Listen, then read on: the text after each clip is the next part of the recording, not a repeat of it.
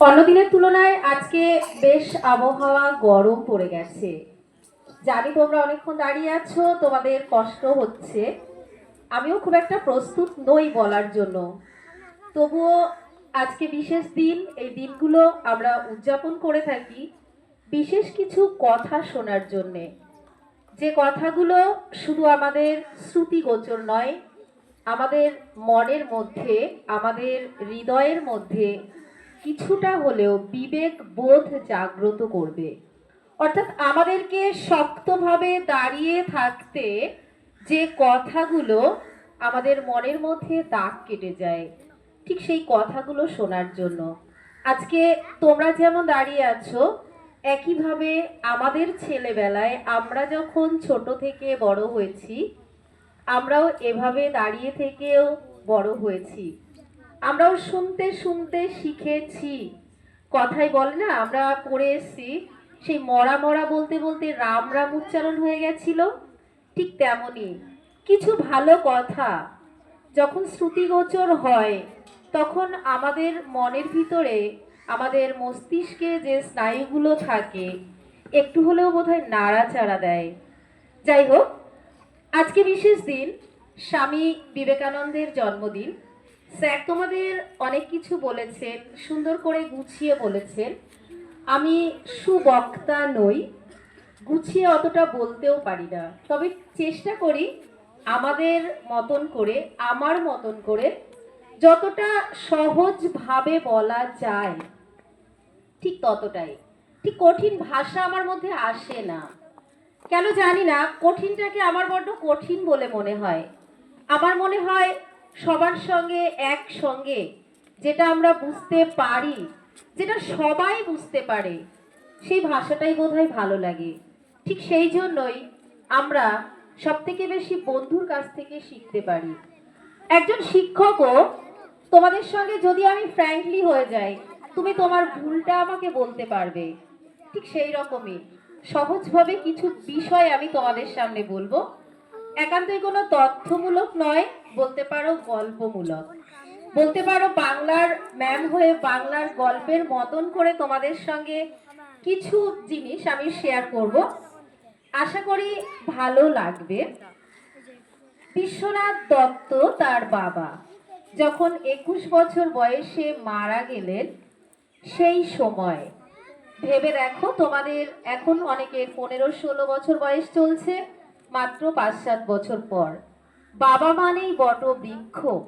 যখন সংসার থেকে তিনি পদচ্যুত হয়ে গেলেন, মাথার উপর আকাশ ভেঙে পড়ল।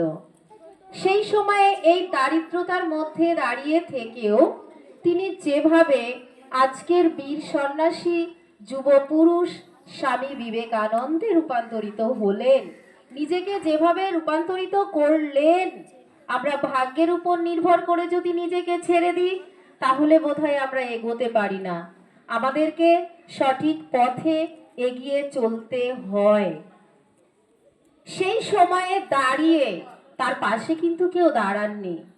এতটা দারিদ্রতা, অভাব, অনটনের মধ্যেও এমন দিন গেছে, তিনি সারাদিন না খেয়ে অনাহারে দিন কাটিয়েছেন। কিন্তু বাড়িতে মাকে বলেছেন, আমি বাইরে খেয়ে এসেছি, তোমরা খেয়ে নাও, আমার নিমন্ত্রণ আছে। অর্থাৎ এখান থেকে যেটা আমরা শিখলাম, বড় হতে গেলে আগে ছোট হও। নিজে খাওয়ার থেকে অন্যকে খাওয়ানোর আনন্দই আলাদা। আমরা অনেকেই খেতে পছন্দ করি, কিন্তু তিনি কি করলেন, সংসারে মা এবং ছোট ছোট ভাই বোনদের মুখে যাতে তাদের খাবার কম না পড়ে, সেই জন্য তিনি বললেন, আমি খেয়ে আছি, আমার নিমন্ত্রণ আছে। এই যে বিষয়টা আমাদের মনের মধ্যে যেন এতটুকু হলেও দাগ কাটে। আমরা অনেকেই খাবার ফেলে দিই, নষ্ট করি। এই বিষয়গুলো মনের মধ্যে একটু হলেও আসুক। দ্বিতীয়ত, মা এবং বাবার উপর ডিপেন্ড করে, মা এবং বাবা যদি তিনি ঈশ্বর ভক্তি, ঈশ্বর বিশ্বাসী, ঈশ্বর ভালোবাসায় পরিপূর্ণ হন, তাহলে অবশ্যই সেই সন্তান অবশ্যই ভালো হয়। ভুবনেশ্বরী দেবী, তিনি ছিলেন প্রচন্ড পরিমাণে ভক্তি ধর্মে বিশ্বাসী।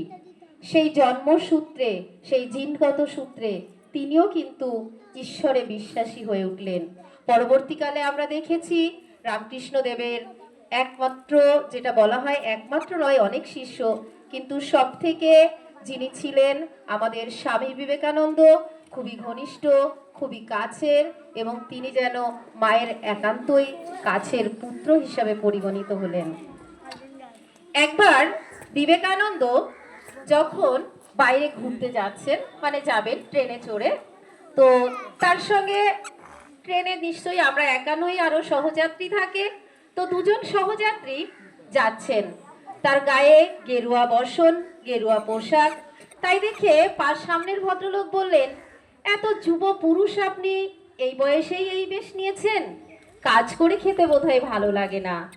তিনি বললেন, আমি ঈশ্বরে বিশ্বাসী, ঈশ্বর যা করাবেন আমি তাই করব।